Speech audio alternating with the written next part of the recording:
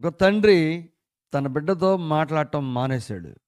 సహజంగా కుటుంబాలు ఇలాంటివి జరుగుతూ ఉంటాయి. అప్పుడు ఆ కుమారుడికి ఒక రోజులో తెలిసిపోయిద్దా?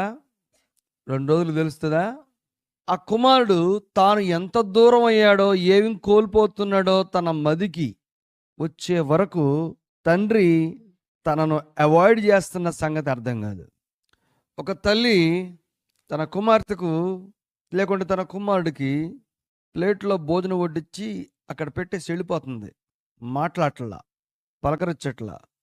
ఎలా ఉంటుంది? సంతృప్తిగా ఉంటారా? ఆనందంగా ఉండటం సాధ్యమైద్దా?